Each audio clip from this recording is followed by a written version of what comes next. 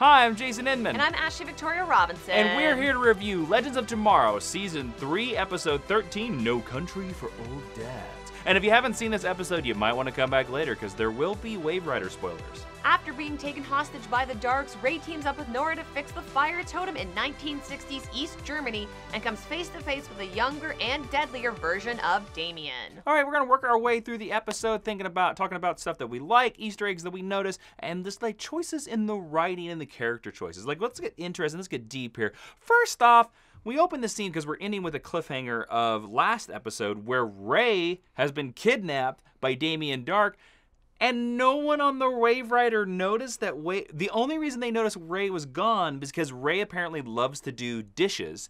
I have two comments on this. One is, how did they not notice Ray was gone? And two, this is a ship from the future. You're telling me they don't have ways to clean dishes? I think it's interesting that no one noticed he's gone. To me, that tells me that no one really likes Ray. That's kind of sad. Which I have a difficult time not agreeing with, but I was like, oh, cool. So nobody cares about Ray. Got it. Yeah, I thought it was sad because I like Ray. I thought it was weird. And he's really grown up to become, I think, one of the better characters on this show now. It's interesting. So yeah. We go into the torture scene where we see Kawasa explaining why the Nora Dark. Kawasa. Yep, Nora Dark can't use the new Vixen totem. Of course, they have the animal totem. They stole it from Mari, Amaya, last episode. There's too many Vixens. I know there is. And now there's a third Vixen if Nora Dark is Vixen. Okay, there's too many. But apparently, when it is bonded to you, you can sort of feel the signal, like radar sense through the time, which I thought was really neat.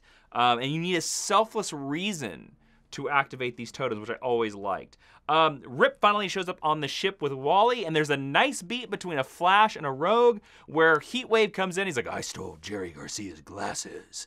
And who is that reference for?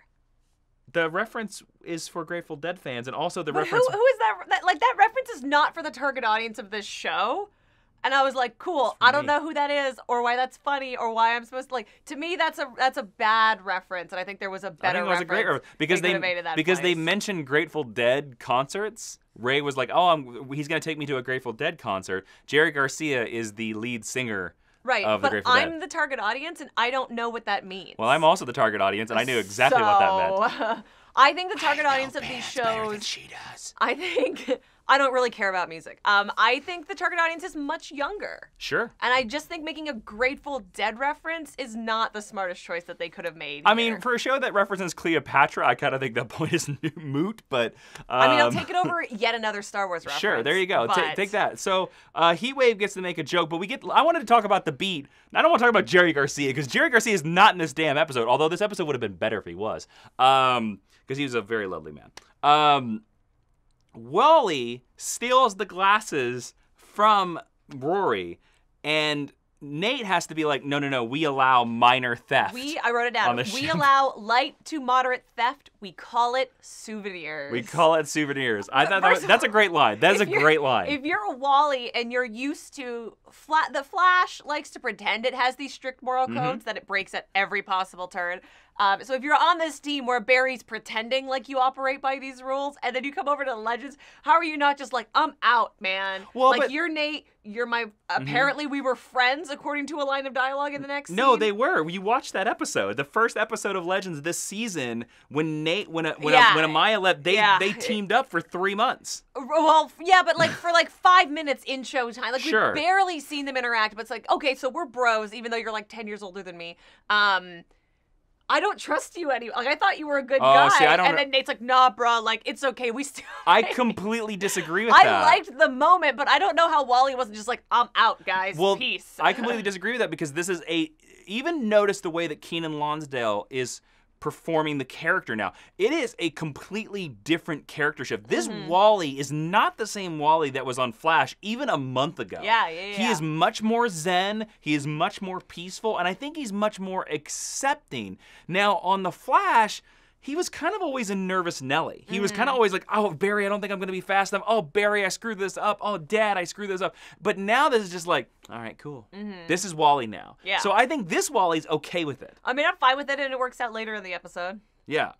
We got to talk about Neal Mcdonough having the national treasure. National treasure. I want to say time-space continuity treasure of all time in space.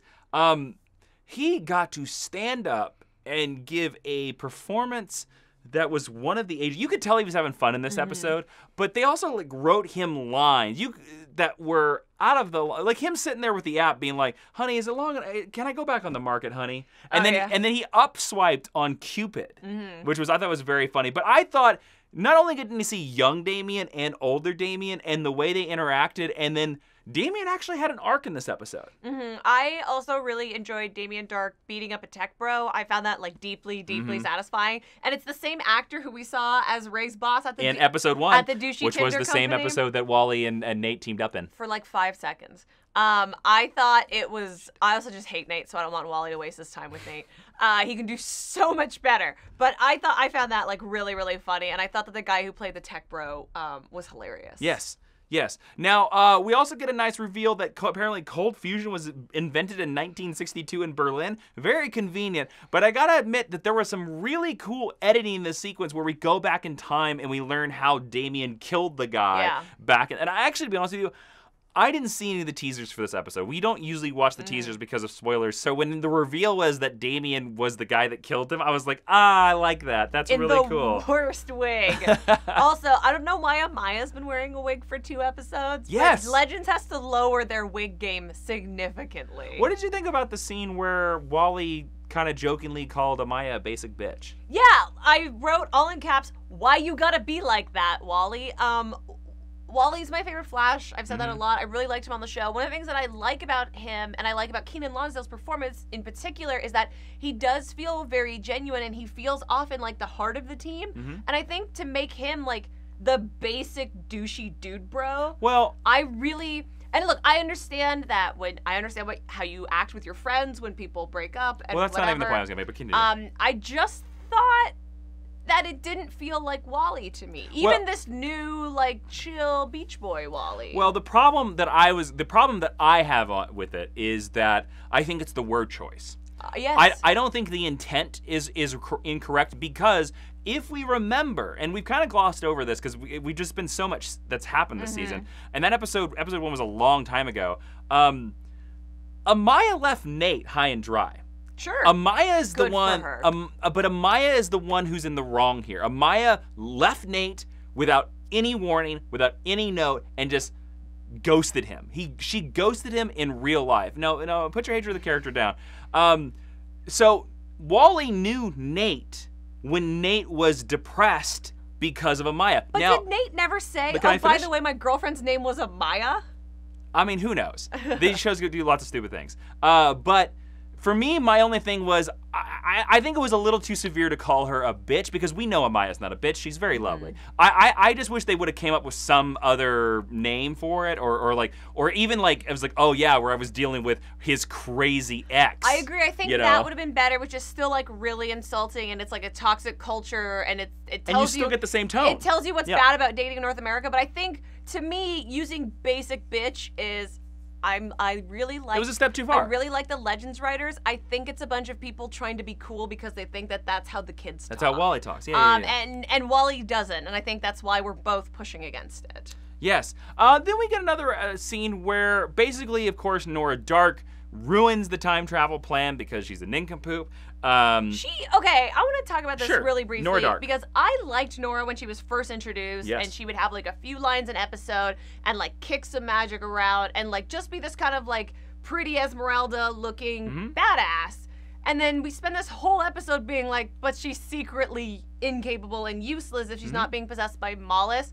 And I can sort of forgive it because it gives Damien a better arc, but I don't like undercutting her this way when we spent the previous 12 episodes with her being really great. I don't know if it's the actress not being up to the demands of this episode. That's what I think it is. I don't know if it's a turn in the writing, but I really liked Nora up to this point, and then I didn't like her in this episode. So I was disappointed by that. I agree with you. I do think a lot of it is on the actress, because when we got to spend a lot of time with her, and you can tell from the production standpoint that this episode was requested by Brandon Routh because he is married to the actress that plays Nora in real life. So you can tell that they probably went to the producers and were like, hey, can we be in an episode together? Yeah, and we they were probably really like, sure, no problem. because we can just give Neal McDonough more lines to do. Like Neal McDonough talking to the dead body of the startup company and having this whole conversation with them, I thought was perfection. I would have watched an entire episode of that. It was so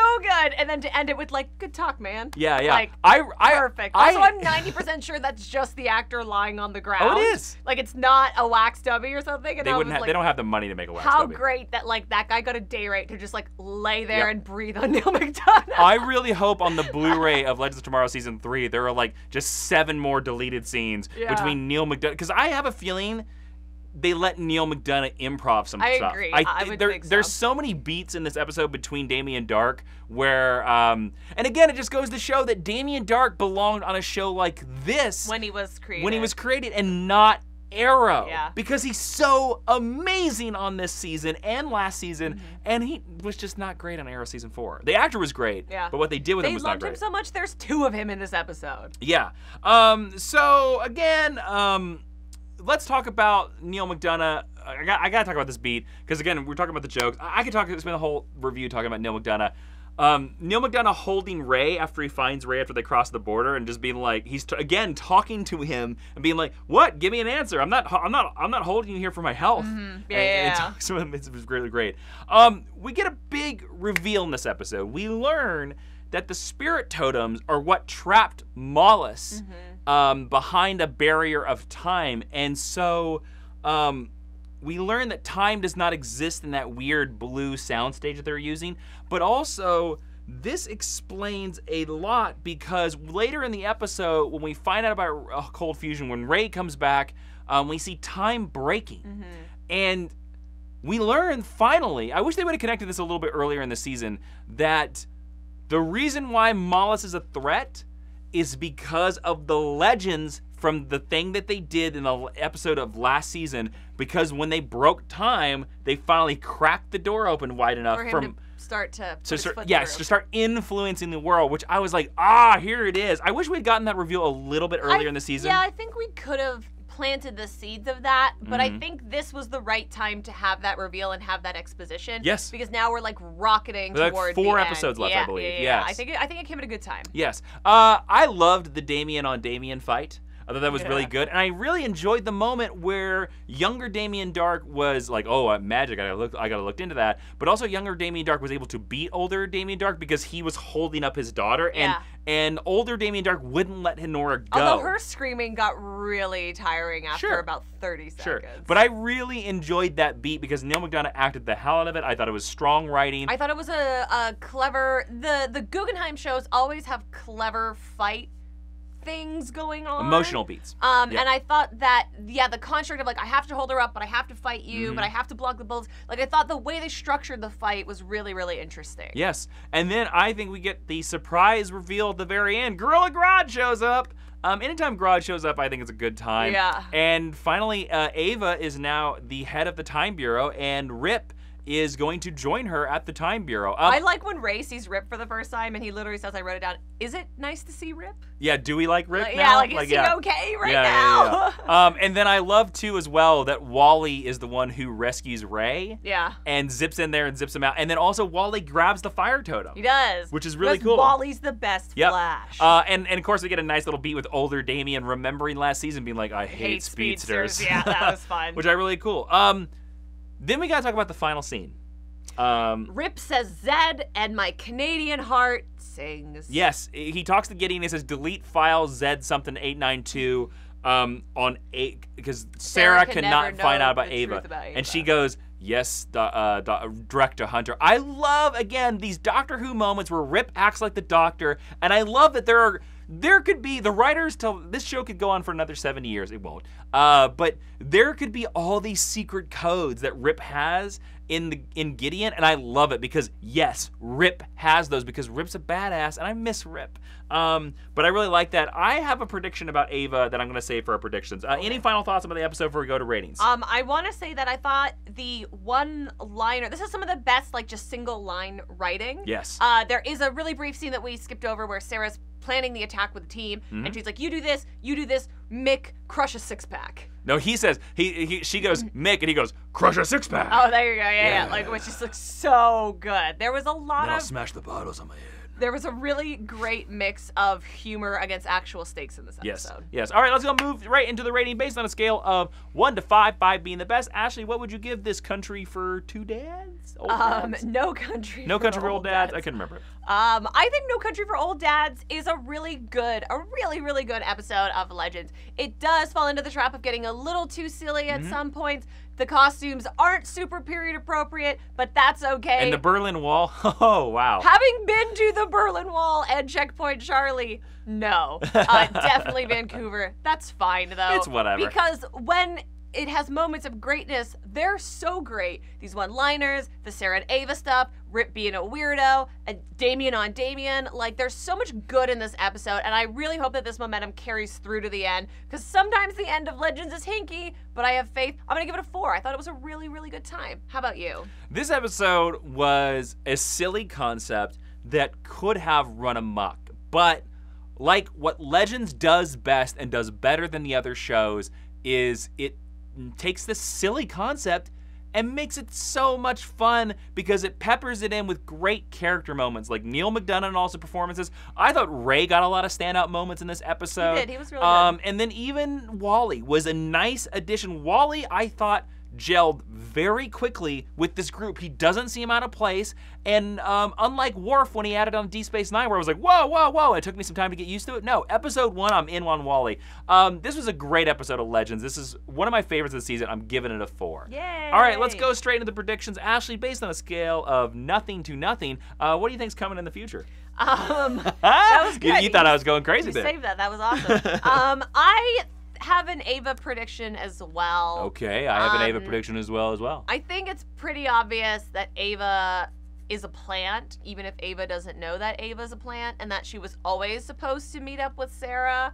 I'm just wavering on whether I think she's a robot, an alien, or a member of the League of Assassins. But I think that the revelation is going to be that Rip directly put her and Sarah together in order to merge his two greatest creations, the Legends and the Time Bureau. How about you? What do you think about Ava? I think you're on the right track. You're almost there, Ashley. Oh, Jason. You're almost there.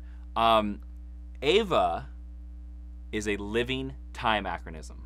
Oh. And Rip knows this. And Rip knows that by the end of the season, guess what you gotta do? You have to get rid of the anachronisms. I can't say that word. Anachronisms. Ava is going to die. Oh. But I think Ava has some relation to Rip. Either she is some distant relative that was never supposed to exist. Maybe she's a weird future Rip's daughter, something like that. But I think Ava is a time anachronism, and he saved her, and he's kept her around as sort of the last chunk to save time or whatever. But I agree with you. I think he's just deliberately put her in the Time Bureau as a failsafe and for Sarah. Yeah, I also want to say that I'm really glad that she turned out to be this important to the plot and this good a character, because we were not too hot on her when she first showed up. No, and I'm kind of sad that if my prediction is right, she's only going to be a one-season character. Yeah, which, I think which you're is probably sad. right. But I hope that they can somehow find some way to save her, kind of like Martin Stein's we daughter. just go put her on Themyscira? Yeah. My other prediction is, real quick, is that the fire totem is going to be how Jax comes back to the show. Ooh, And that's how we're gonna get Firestorm again. And that's how he becomes Firestorm again. I didn't think of that, and I feel dumb. Yep. So there's my other prediction. That's a good one. All right, so head down to the comments. Tell us what you think about this episode. While you're down there, click subscribe because you want to watch more of our videos, right? And for more exclusive geeky content and to join our super friends in the Hall of Justice, head on over to patreon.com/Jawiin and check out all the cool stuff going on there. Lots of cool exclusive podcasts over there on our Patreon. Go check it out, and we'll see you around for the next review.